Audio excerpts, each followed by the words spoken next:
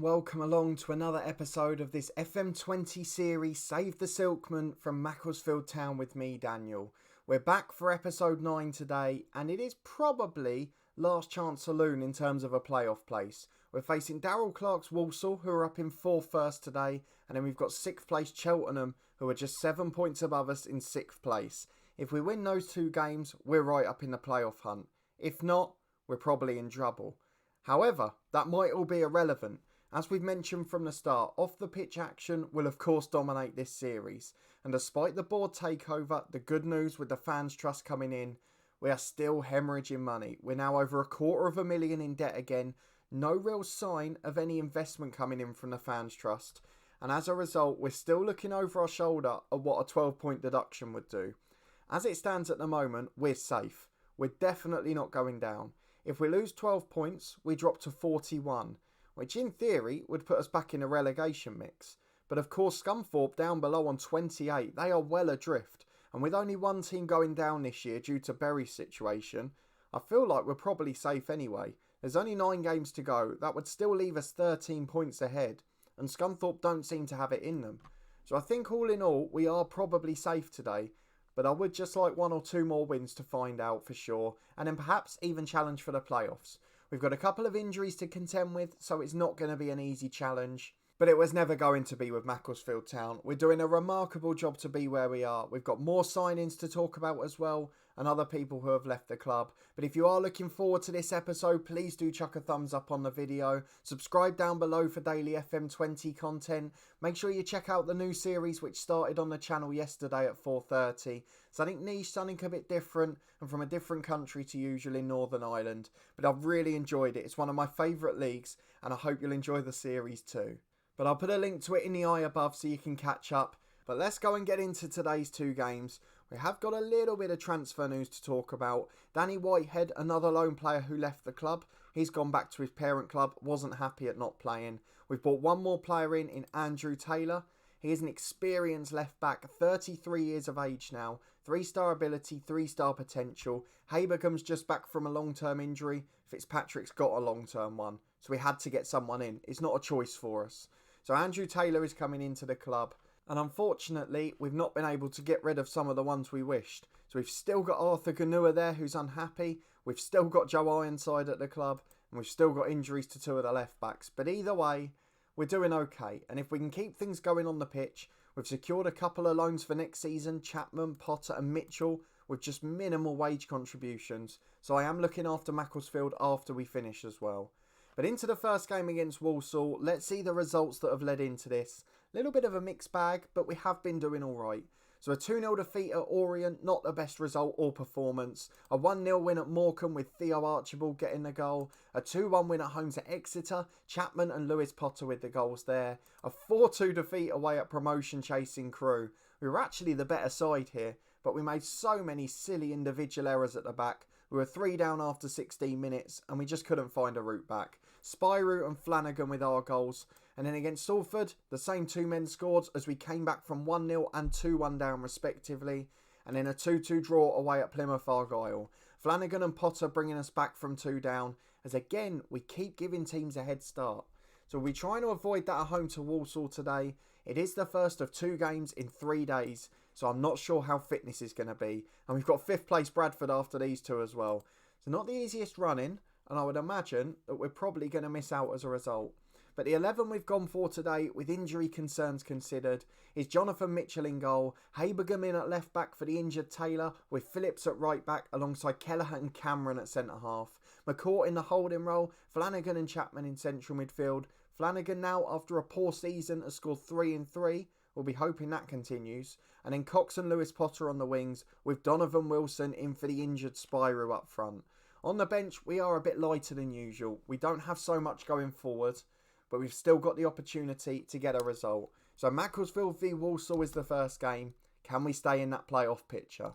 A traditional 4-4-2 for Walsall. We respect that more than almost anything. We've barely seen one of them this year.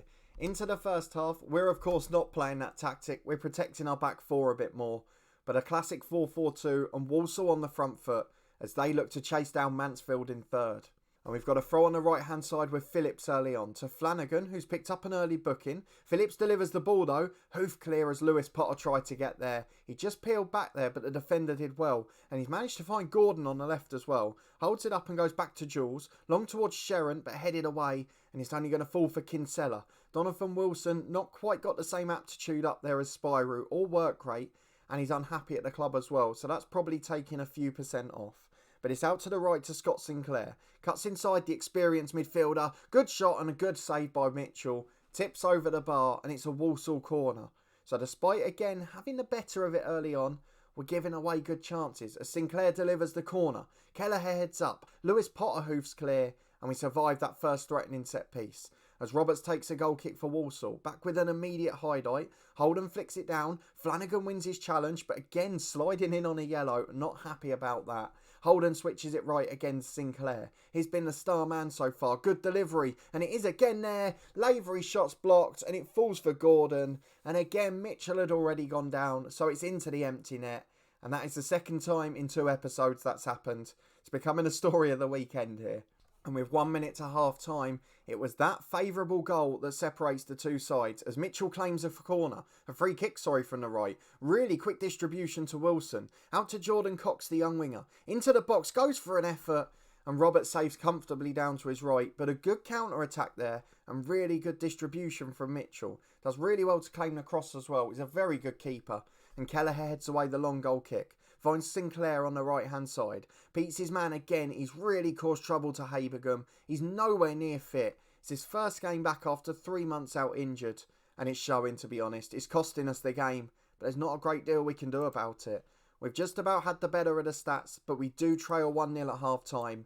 We've got every single lad motivated or fired up. But will we get a response in the second half? We've come from behind in all of the last 3 games. We'd love to do it again today. And we've got a free kick on halfway here with Sam Habergum. Finds Lewis Potter. Cutting in from that left to Flanagan. Cameron's on a booking as well. We've got to be careful with those. As McCourt switches right to Phillips. Phillips takes on the fullback. He's got 2 inside him. Great delivery to Lewis Potter. And his header's just over the bar. He's normally so deadly from those situations. But not today, I'm afraid. As Ellis Chapman will be replaced by James Weir. Jordan Cox will be replaced by Archibald as an inside forward. Just allows Phillips to overlap on that wing then. And we're going to leave the last sub 10 more. Ideally, I'd take Donovan Wilson off, but I don't have a striker on the bench. And we've got an attacking throw again with Habergum. Long ball towards the box, which Sinclair heads away. But it only finds Jack McCourt, who's got time on the ball there. Goes inside to Kelleher. Up towards Lewis Potter. Flicks down for Wilson. It's blocked to Potter again. James Weir. Oh, he scored another screamer. He just seems to produce every time. James Weir curls one into the top corner. I've no idea why it keeps happening. He hasn't got a long shot rating. But every time it finds the top corner of the net. It is brilliant from James Weir. We're back on terms, but it's a Walsall throw-in. Johnson takes it to Bates. Bates beats his man, crosses in. Oh, it's unmarked for Pring. That's so easy. What a way to waste all of that hard work to get level. And then you give a goal away like that. I just don't know what to say. It's not good enough, unfortunately. We'd like to take Habergum off because he's nowhere near match fit. So it's going to be James Pearson on for him. And it's just disappointment more than anything. I'm not quite sure how we've worked so hard to get back into it and then given away a goal in 2 minutes. But Pearson, the sub's taking a throw on the left. Let's try and get a second equaliser. Wilson can't get up there. He's not had a good game, but again, there's no replacement. We haven't got a big enough squad for it. As Kelleher goes down the left to Lewis Potter. Chance to beat the fullback, delivers early. Archibald will bring it down, but he's been dragged wide, and he's got the fullback to take on, who challenges well. McCourt wins it back though. We're keeping the pressure on Walsall, keeping it in their half, as McCourt finds Kelleher in the centre circle. Long towards the centre forward, headed away to Weir, but McDonald gets there first for Walsall, and they're starting to get a foothold in this. The fitness is showing as Flanagan wins it back. Again, sliding on that yellow, it is nervy every single time. McDonald wide though, out to Pring, the second goal scorer. The fullback causing havoc again, delivers in, Bates is there, and it's just wide of the post. Mitchell didn't react, I think he was beaten, but we survive and it's still 2-1. We're going to demand a bit more, we're going to push further forward, and hopefully we nick one from somewhere. As Pearson picks it up at left back again. Inside to McCourt. A real chance for us to get forward as we switch to Archibald. Cuts inside the fullback. He's got a time here. Goes for the shot. It's straight at Roberts. It was a good turn, but he didn't quite get the power on the shot. So we are going to go attacking. We might as well chuck everything at it now. Be more expressive. Let's push that line further forward. Let's distribute more quickly. And let's stop the goalkeeper going short. Let's try and get attacking for the last two. See if we can nick an equaliser to save our playoff hopes. I'm afraid that's it. The fourth best side in the league, and it is a 2-1 victory for Walsall. James Weir tried his best with a brilliant performance, a brilliant goal. And Ellis Chapman just dropped off since winning Young Player of the Month. We're now 7 points behind Swindon. Their result was a 1-1 draw. We're 1 point behind Plymouth, who lost. But Cheltenham stay 8 points clear as well. They got a draw too. So that's going to be a big game in midweek. How many players will have fit? I just don't know. But let's skip ahead and find out. We'll be back to face Cheltenham in 3 days' time. We're back for Cheltenham Town and we've got more injury news. Nathan Cameron, not quite fully fit, might have to start anyway. James Pearson's had a knock, he's not going to be involved. Spyro fit, but not really in great condition. And Andrew Taylor, the only good news there. He is back and ready to go. So we've got Macclesfield V Cheltenham, 9th v 6th, and a real chance for us to get a little bit closer, although it is probably too late. Let's have a look at what we're going to do with the lineup. Kelleher only 81% fit. Why can our centre-halves not stay fit? I don't understand. We're not asking a great deal of them. We're not asking them to play out from the back. We're not asking them to make constant movements. I just don't know what's causing it. Cian Flanagan's a little tired as well. His injury risk is low, so I might start him anyway. Lewis Potter's cream crackered, so Archibald will be on for him. He'll become a winger on attack. That means Ganua will be on the bench. Spyro is still injured, unfortunately. He's still got a little knock there. But we have to have an attacker on the bench. Ganua can play there, so that's perhaps not a bad option. Pearson's got a knock, so Habergan will come onto the bench. What else can we do? Because Kelleher can't be there. It will have to be young Kieran Jones. The youngster we brought back from loan in January. He's played one game since, which you saw on camera. And he's going to be on the bench again today. He is now 3-star ability. He's not far off Horsfall or Kelleher. So he is a decent player. But that's the lineup we're going to go for. A few changes which are enforced, but that's the 11 in full. Horsfall in for Kelleher as centre-half. Taylor back in for Habergan after injury at left-back. In midfield, we've kept the tired Flanagan in, but Archibald in on the left. He will replace the absolutely knackered Keane Lewis Potter. Donovan Wilson continues up front. I'm worried about that. But let's get into it. Macclesfield v Cheltenham. Our last chance for sure to stay in the playoff hunt. It's a back three today, actually, for Cheltenham. A formation we're not normally very good against. A lot of players here I recognise. So Doyle Hayes I had in a Villa save off camera a couple of years back. Redder Johnson's a good player. Hussey's a good player. Ben Tozer, lots of experienced. Sean Long there, he's been on loan at Luton in real life in the past. Ryan Broom, bit of a hero from our Torquay save last year. And Tom Nichols up front, a good striker. So they've got the better side on paper. They've got the better tactic that we don't know how to cope with. So we're just going to try and get into it. We've got to do something. And we've just got to hope as Jordan Cox has an early free kick. Into the mixer. Horsfall's there. Oh, it's in. The keeper got a really strong hand to it. I was sure he'd kept it out, but it went in via the side netting. Horsfall in the first minute gets his first goal of the season. And what a return to the team for that man. The change in back four does not normally help teams, but that was a wonderful start. Great delivery, Jordan Cox, and it is 1-0 Macclesfield, and we've held on for 15 as well. Although we're back on the edge of the Cheltenham box as Broom has managed to win a free kick. And it's a really dangerous area for Hussey. The left back takes, just wide. The keeper did not move an inch and it was just narrowly wide of that post. He did not have any clue that that was going wide there. Luck more than judgment, but with half an hour gone, Macclesfield 1, Cheltenham 0. That's what we wanted to see. And we've got another free kick. This time Flanagan takes. Wilson's brought down for the penalty. Flanagan by far the best taker. He will take this spot kick. I'm not sure why from almost the same position we've had two different free kick takers. But they've both been effective. Now can Flanagan score? Steps up right footed into the corner. Macclesfield 2, Cheltenham 0. It's been an even game, but we've taken our chances. And that's not something we can say much this season. Brilliant first half performance. And we're back within 5 points of Cheltenham in 7th. Half time then, Macclesfield 2, Cheltenham 0. Fantastic first half, 2 goals from set pieces on that right hand side. Great delivery from 2 different lads. And to be honest, with the young side Macclesfield have got here, if they can stay afloat financially, next season, whoever's in charge should take them up. because the likes of Cox and Spyro, who we've bought in, are really good players. They've got experienced players in their prime, the likes of Cameron, Phillips, who could stay at the club. The loanees have been extended, the key ones, Chapman, Lewis Potter and Mitchell. So they've got a good base to work with. The skipper McCourt's a good character, as Donovan Wilson skins the whole lot. He's in, it's a good save. Evans doesn't quite get enough power on it, and Cox can't get to the rebound as Hussey clears away. I'm interested in that keeper Evans. Everything he's palmed doesn't seem to have been strong enough. Weak wrist there as Chapman flicks on. Sean Long clears downfield. Campbell holds up. Brilliant turn. Oh, he skinned Cameron and he's into the box. McCourt's chasing and he can't get there, but Mitchell makes a wonderful save. Brilliant goalkeeping, Jonathan Mitchell, and he's keeping our lead intact as Clements puts the outswinger in. To the back post, Campbell beaten. Hussey will get there on the left. Good challenge, Flanagan. Who's for a throw? Brilliant defending from the midfielder. And we'll see that throw in as well. I've just had a look at Evans, the goalkeeper. He's on loan from Wigan. He's brilliantly rated, as good as Mitchell, if not better. As Campbell delivers, Long's there, down for Nichols. Oh, it's off the post. He's missed from 4 yards. He can't do that. It's a brilliant let-off for us. But let's be honest, we are starting to get lucky here, as Phillips takes a throw on the right to Wilson. A third would be very timely at the moment, just to wrap things up. Don't know how many times we've scored 3 this year, as Cox finds Wilson again, cuts in from that right and goes back to McCourt. Strange choice, but it keeps possession. Flanagan, back to McCourt again. We're in threat of losing it here, but Flanagan does well. Out to the left to Archibald. Great delivery to Wilson, and his header's over the bar. Still 2-0 with an hour gone. But we're just starting to get on top again. 20 minutes to go, it remains the case, so I think it's time we bring on wonder strike James Weir. He'll replace Chapman in the middle, who's had an okay game.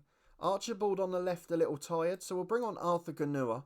He's not played a game for a little while. I just want to save the last one in case of injury for 10 more. We don't want to play 15 minutes with 10 men just because we've used our subs.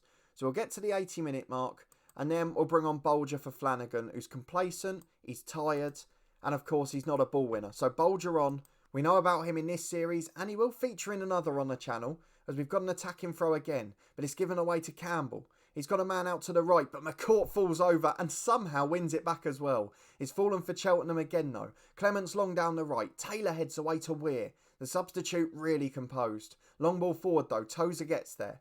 To Thomas. Back to Tozer and Raglan. Long down the right hand side, and Taylor's beaten to it by Long. The wing back cuts inside. Good tackle again. Jack McCourt, sensational defending, has won every tackle in there.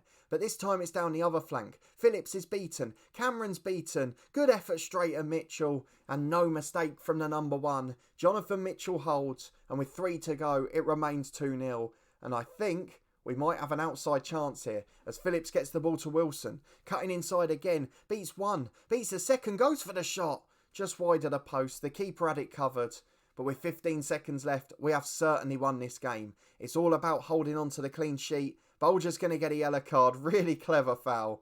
I don't mind them. Tripping them on halfway. No problem at all. And it's Clements who's going for the long ball in. To the front post. Horsful away. Ganua flicks on. Where's the whistle, referee? We're half a minute over. Hussey delivers. To the back post. Phillips hacks for a corner. Why has the whistle not gone? I don't quite understand it. It's going to be an in-swinging corner. Has to be the last action of the game. Towards Tozer, and it's straight at Jonathan Mitchell. We're just waiting for that whistle. We've played 3 minutes of the 2 added on. Why we're still going, I can't answer you. But Mitchell clears downfield. The final whistle does go. And it is Macclesfield 2, Cheltenham 0. We go within 5 points of Cheltenham in 7th. A really positive result. And with 7 league games to go, we've got a little bit of a glimmer of hope and a fight on our hands. So there we are, back up to 8th place. It's getting very tight in mid-table there. Us down to Northampton in 14th. Just 5 points separating a lot of us. Scunthorpe got a win as well. We're still keeping a little eye on that, just in case of the points deduction, as financially we are struggling again. Fraser Horsfall started it off well there. Been a really good backup centre-half for us. And we will be back for the end of the season. The final game is against 6th place Swindon. That's going to be a massive one. And if it's getting tense at the top, we will be back for Crawley the game before as well. So it'll either be one game or a double header, depending on how we're doing. But what a position for Macclesfield to be in. We did not expect this at all. Particularly when we were going through November, December, the takeover talks. We didn't win a game in about 12 or 13. And we've somehow got ourselves back into 8th place. A brilliant effort from the boys, all within wage budget, all without spending a penny. and we could not be more pleased with how we're getting on. So if you are looking forward to the last game of the season, the big playoff push, and you did enjoy those 2 games, please do chuck a thumbs up on the video. I'm just looking now thinking what if we'd nicked that point against Walsall? We'd be right in it. But it doesn't matter. We've got Bradford away next in 5th, then a slightly friendlier run on paper. Carlisle at home, they're a mid-table side. Mansfield away in 3rd is tough. Then bottom side Scunthorpe, 22nd place Stevenage and 18th place Crawley before the Swindon game. There is hope. It's definitely not likely. We are underdogs. But to have a glimmer of hope is amazing at this point. So if you want to stay up to date and make sure you don't miss the run-in, please do subscribe down below and turn that notification bell on. We will be back next Saturday at 1 PM to continue this weekend series. Might be the final episode depending on whether we reach the playoffs or not. In the meantime, as I mentioned, please do check out the new series which started yesterday. That's in the eye above. Something a little different as we've moved over to Northern Ireland, one of my favourite leagues in real life. And there'll be some familiar faces as we move along in that series. The Dorking Wanderers one continues tomorrow as normal, and our stadium review series will be at 4:30 today. And please do check out the podcast channel in the eye above. We've interviewed loads of professionals from the EFL, from non-league and from other areas of football as well. We've got the new season coming. Next week will be full of predictions for the EFL, as well as our weekly championship ones returning. And matchday vlogs are back as well. But a big thanks for watching this one and your continued support with the series. I really hope you're enjoying it. And I hope to see you next time for what could be a massive climax to the season as we chase the playoffs and we'll be back to face Swindon.